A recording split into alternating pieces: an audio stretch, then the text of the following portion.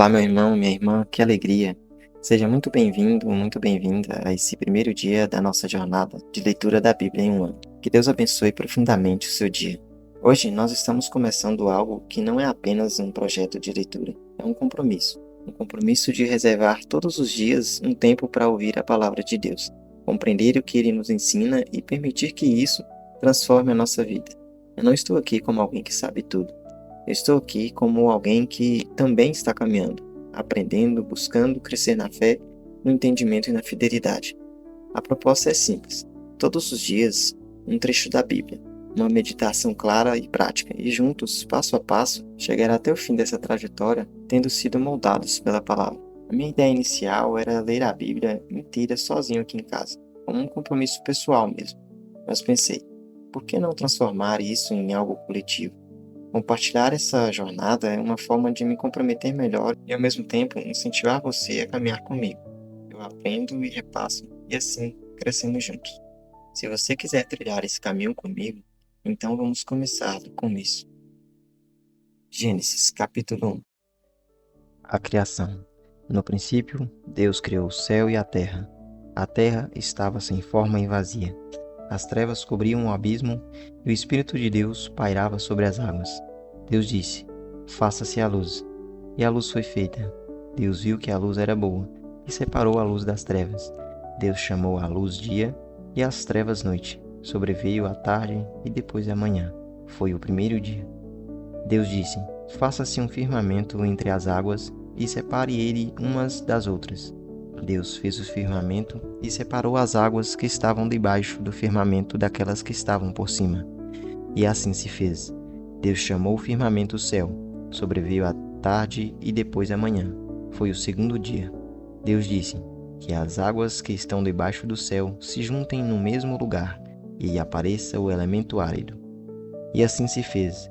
Deus chamou o elemento árido terra e ao ajuntamento das águas mar. E Deus viu que isso era bom. Deus disse: produza a terra plantas, ervas que contenham semente e árvores frutíferas que deem fruto segundo a sua espécie, e o fruto contenha a sua semente. E assim foi feito. A terra produziu plantas, ervas que contêm semente segundo a sua espécie, e árvores que produzem fruto segundo a sua espécie, contendo o fruto a sua semente. E Deus viu que isso era bom. Sobreveio a tarde e depois a manhã. Foi o terceiro dia. Deus disse: façam-se luzeiros no firmamento do céu para separar o dia da noite, que sirvam eles de sinais e marquem o tempo, os dias e os anos, e resplandeçam no firmamento do céu para iluminar a terra. E assim se fez. Deus fez os dois grandes luzeiros, o maior para presidir o dia e o menor para presidir a noite. E fez também as estrelas. Deus colocou-os no firmamento do céu para que iluminassem a terra, presidissem o dia e a noite e separassem a luz das trevas. E Deus viu que isso era bom. Sobreveio a tarde e depois a manhã. Foi o quarto dia. Deus disse: pululem as águas de uma multidão de seres vivos e voem aves sobre a terra, debaixo do firmamento do céu. Deus criou os monstros marinhos e toda a multidão de seres vivos que enchem as águas, segundo a sua espécie, e todas as aves segundo a sua espécie. E Deus viu que isso era bom. E Deus os abençoou. Frutificai, disse ele, e multiplicai-vos, e enchei as águas do mar, e que as aves se multipliquem sobre a terra. Sobreveio a tarde e depois a manhã. Foi o quinto dia. Deus disse: produza a terra seres vivos segundo a sua espécie, animais domésticos, répteis e animais selvagens segundo a sua espécie. E assim se fez. Deus fez os animais selvagens segundo a sua espécie, os animais domésticos igualmente, e da mesma forma todos os animais que se arrastam sobre a terra. E Deus viu que isso era bom. Então Deus disse: façamos o homem à nossa imagem e semelhança, que ele reine sobre os peixes do mar, sobre as aves do céu, sobre os animais domésticos e sobre toda a terra, e sobre todos os répteis que se arrastam sobre a terra. Deus criou o homem à sua imagem, criou-o à imagem de Deus, criou o homem e a mulher. Deus os abençoou. Frutificai, disse ele, e multiplicai-vos, enchei a terra e submetei-a.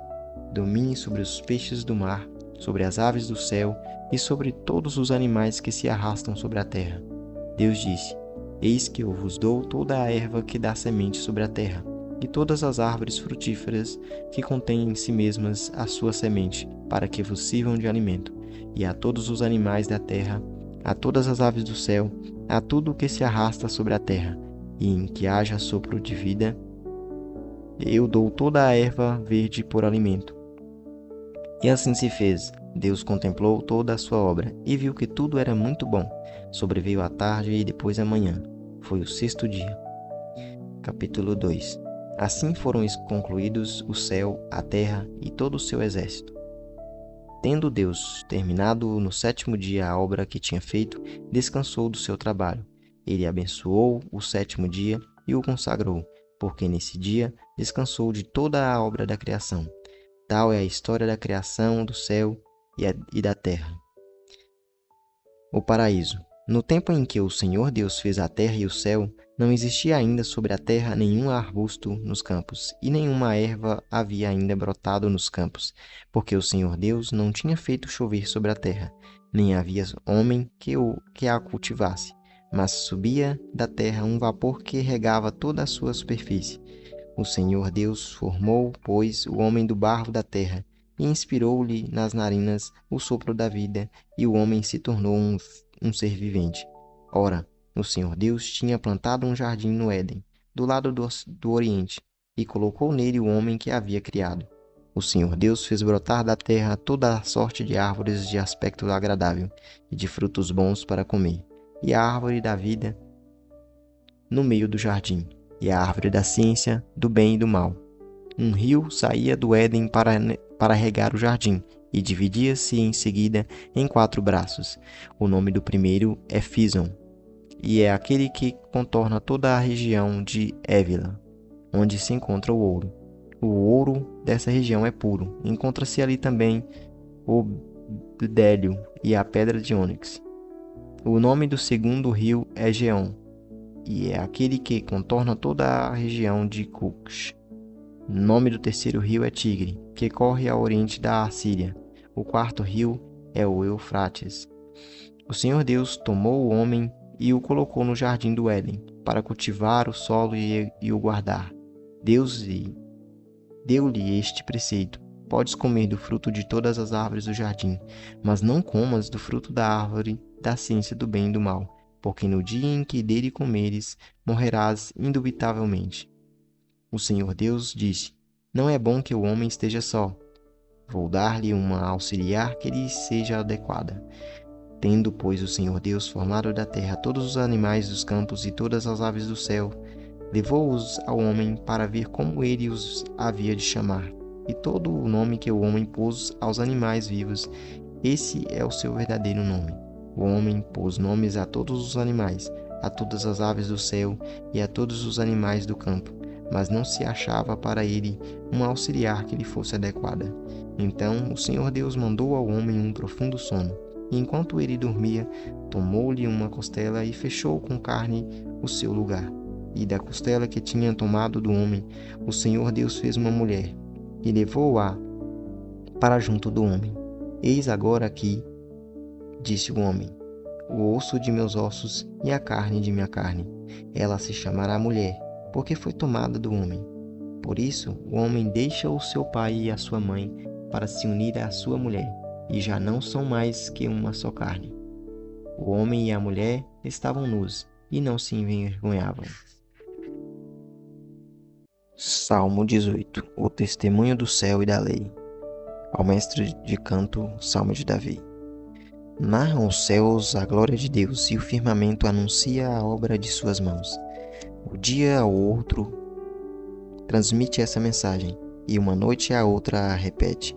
Não é uma língua nem são palavras, cujo sentido não se perceba, porque toda a terra se espalha o seu ruído, e até os confins do mundo a sua voz.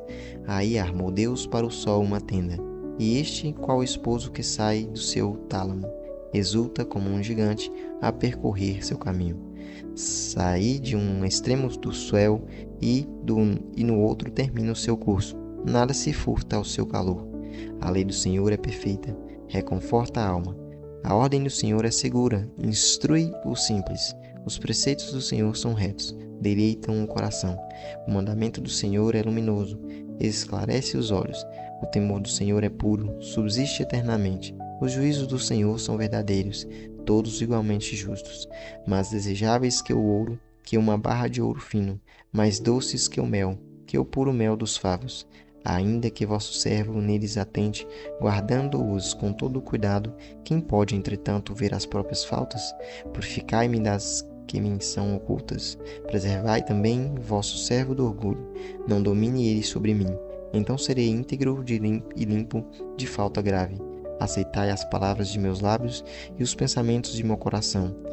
Na vossa presença, Senhor, minha rocha e meu Redentor. O relato da criação apresenta um Deus que cria com ordem, intenção e bondade. Tudo surge pela palavra. A luz, os céus, a terra, os seres vivos e no centro de tudo o ser humano criado à imagem e semelhança de Deus. Isso revela que nossa existência não é fruto do acaso, mas de uma decisão amorosa. A criação é declarada muito boa. Isso ensina que o mundo material não é inimigo do espírito. Ele é obra de Deus. O ser humano recebe uma missão: cultivar e guardar. Não somos donos absolutos da criação, mas administradores responsáveis. O Salmo 18 amplia essa visão. Ele afirma que os céus proclamam a glória de Deus sem usar palavras. A própria natureza é uma linguagem silenciosa que aponta para o Criador. Existe uma revelação que acontece antes mesmo da Bíblia escrita, a revelação através da criação. Mas o Salmo vai além. Depois de falar da natureza, ele fala da lei do Senhor. A criação revela o poder de Deus, a lei revela sua vontade. A Igreja ensina que Deus se comunica de duas formas principais: pela obra criada e pela sua palavra revelada. A natureza nos mostra que Deus existe. A lei nos mostra como viver segundo Ele. O texto diz que a lei é perfeita, reconforta a alma, ilumina os olhos. Isso quebra uma visão negativa dos mandamentos. Eles não são opressão, são orientação. São mais preciosos que o ouro porque conduzem à vida verdadeira. O salmista termina reconhecendo algo profundo. Mesmo conhecendo a lei, o homem precisa de purificação interior. Ele pede para ser preservado do orgulho. Isso revela que o maior obstáculo entre nós e Deus não é a ignorância, mas soberba. Assim, Gênesis mostra quem somos e de onde viemos. O Salmo mostra como devemos viver diante disso. Fomos criados por Deus, sustentados por Ele e orientados por Sua palavra. Se a criação anuncia Deus todos os dias, então eu não vivo em um mundo vazio. Eu vivo em um mundo que aponta para Ele. Se a lei é luz, então obedecer não é perder a liberdade, é encontrar a direção. Talvez hoje o desafio seja simples. Eu tenho parado para contemplar ou só tenho corrido? Hoje nós vimos que a criação inteira fala de Deus e que a sua palavra ilumina o caminho. E se tudo foi criado por Ele, então esse dia que está começando também pertence a Ele. Então, antes de continuar a rotina, façamos um pedido simples e sincero. Senhor, que a Tua palavra não seja apenas algo que ouvimos, mas algo que transforme nosso jeito de pensar e de viver. Dá-nos sabedoria para compreender o que o Senhor quer nos ensinar. Dá-nos discernimento para reconhecer a Tua vontade nas decisões pequenas de hoje. Abre os nossos olhos para enxergar a Tua presença na criação, nas pessoas e nas situações mais comuns. Preserva-nos do orgulho que nos afasta de Ti. Dá-nos força para viver aquilo que já sabemos que é certo. Dá-nos perseverança quando a fé parecer silenciosa. Que as palavras dos nossos lábios e os pensamentos do nosso coração sejam agradáveis a Ti, Senhor, nossa rocha e nosso Redentor. E que este dia seja vivido como resposta ao Teu amor. Obrigado, Senhor, pela Tua palavra. Nos conduz, nos sustenta, nos ilumina. Amém. Quero te agradecer por estar aqui neste primeiro dia. Obrigado por reservar alguns minutos do seu dia para ouvir e meditar na palavra. Essa jornada não é minha, é nossa. E eu já deixo aqui um pedido sincero. Se algum dia você perceber que eu desanimei, que eu falhei e que eu parei, volte aqui e me lembre do compromisso que estamos assumindo hoje. Me ajude a não desistir, combinado?